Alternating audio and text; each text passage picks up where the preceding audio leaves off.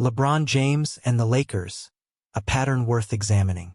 The Los Angeles Lakers looked nothing like a playoff-caliber team back in March, and the warning signs were visible to anyone paying close attention.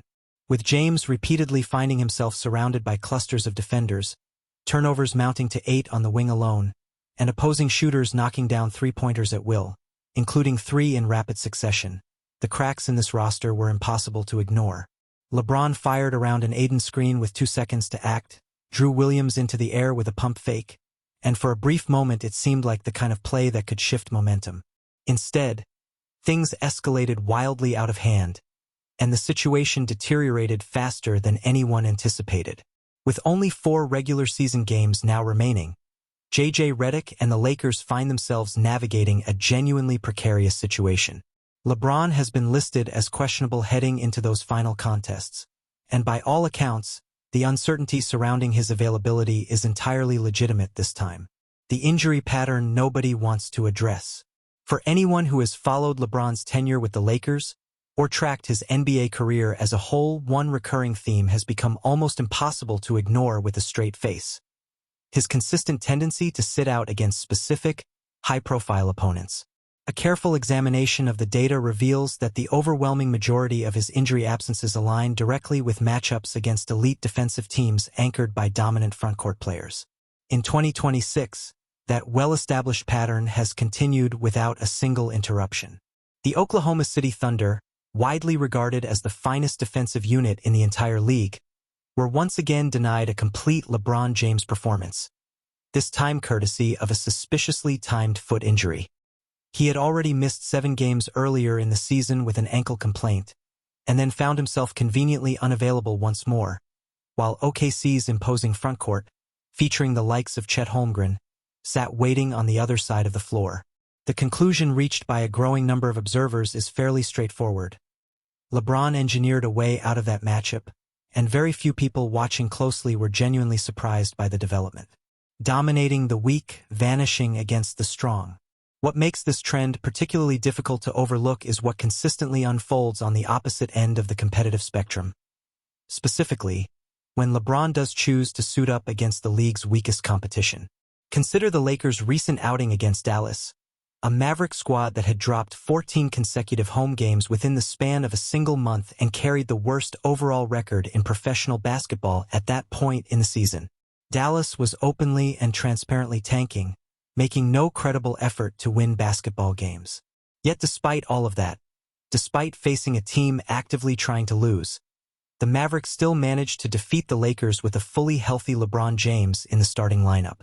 Remarkably, that embarrassing outcome still drew praise from portions of the national media, with prominent personalities like Nick Wright and Chris Broussard enthusiastically highlighting his statistical output, while carefully stripping every number of its surrounding context.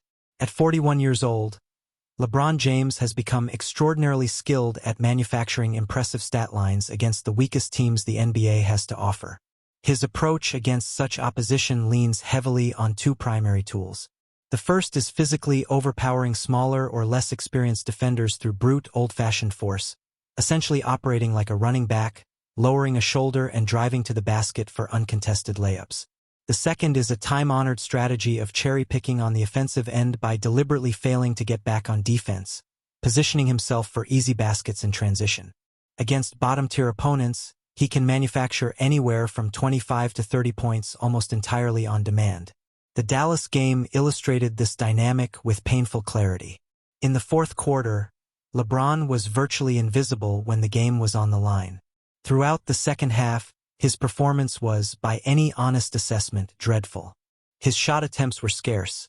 The team collapsed around him in crucial moments, and yet the final box score looked just respectable enough to generate another predictable round of media celebration.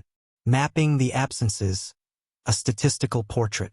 Carefully examining LeBron's missed games following his well-publicized sciatica episode earlier in the season tells an extraordinarily revealing story.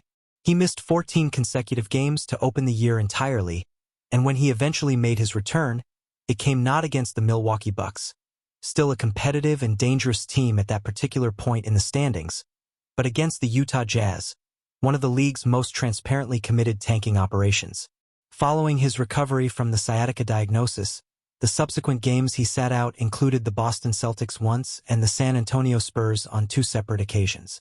Later in the season, a left elbow contusion, one that appeared to affect both elbows simultaneously, kept him sidelined for 3 additional games. His return from that particular absence came not against the Minnesota Timberwolves, a top 4 Western Conference team boasting genuine and well-documented defensive strength, but against the struggling Chicago Bulls, a far more comfortable and manageable assignment for a player managing his minutes carefully. Compiling the complete list of his absences throughout 2026, the opponents LeBron missed include Boston, San Antonio twice, Indiana, New York, Minnesota, and Oklahoma City.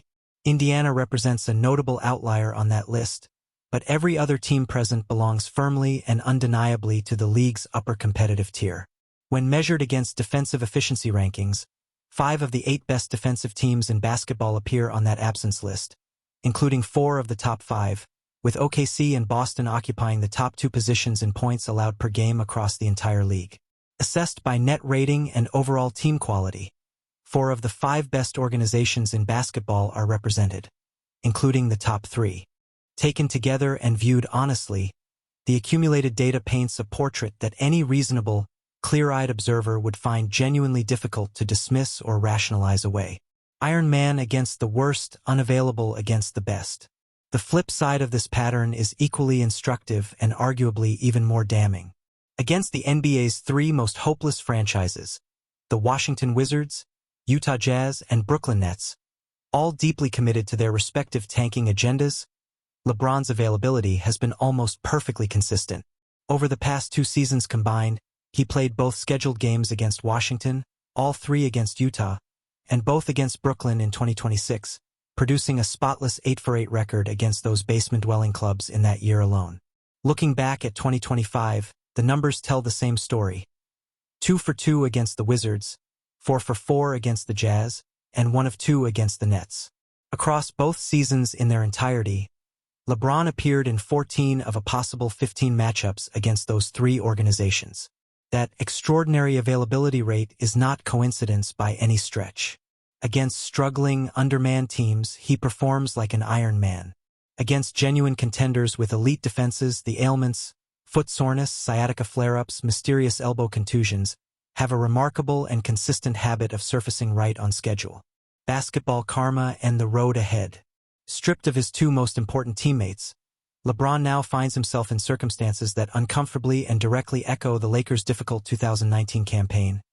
Undermanned, outgunned, and by most honest assessments, looking genuinely helpless without a supporting cast capable of carrying any meaningful load. For media personalities who spent considerable time and energy dismissing and belittling teammates like Luka and Rui while carefully protecting LeBron from any serious scrutiny, there is an undeniable and somewhat poetic irony in watching him struggle visibly without them by his side.